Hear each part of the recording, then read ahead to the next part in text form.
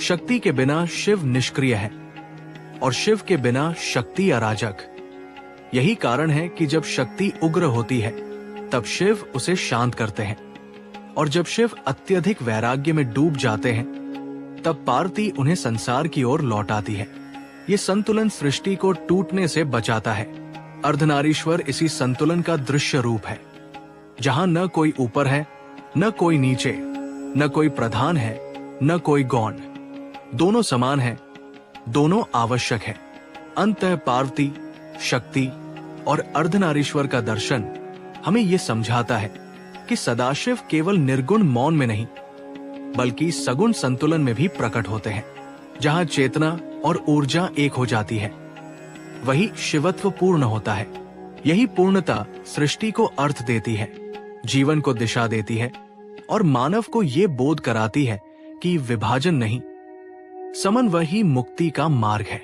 शिव और पार्वती का मिलन केवल देव कथा नहीं बल्कि अस्तित्व का शाश्वत सूत्र है, जो हर श्वास में, हर स्पंदन में, हर जीवन में निरंतर घटित हो रहा है।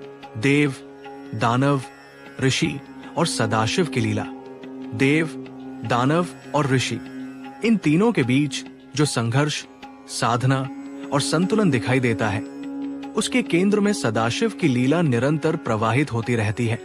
पर यह लीला किसी पक्षपात से नहीं बल्कि चेतना के संतुलन से संचालित होती है।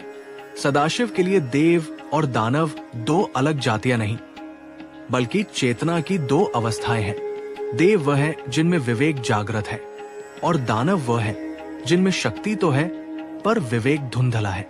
ऋषि वो सेतु है जो विवेक को साधना से परिपक्व करते हैं। सदाशिव इन तीनों से समान दूरी पर नहीं बल्कि समान निकटता में रहते हैं। वे न देवों के पक्षधर हैं न दानवों के विरोधी, क्योंकि उनका उद्देश्य विजय या पराजय नहीं बल्कि संतुलन है। जब भी सृष्टि का पलड़ा किसी एक ओर झुकने लगता है तब सदाशिव की लीला प्रकट होती है, और वही लीला कभी करुणा बनकर, कभी उग्रता बनकर, कभी मौन बनकर सामने आती है। देवों की सबसे बड़ी कमजोरी उनका अहंकार रहा है। शक्ति, वैभव और स्वर्गीय सुखों के बीच वे कई बार ये भूल जाते हैं कि उनका अस्तित्व भी साधना और संतुलन पर टिका है। जब देव स्वयं को श्रेष्ठ मानने लगते हैं तब सदाशिव उन्हें स्मरण कराते हैं कि श्रेष्ठता स्थायी नहीं होती। कई बार देवताओं ने शिव की उपेक्षा की, उन्हें वनवासी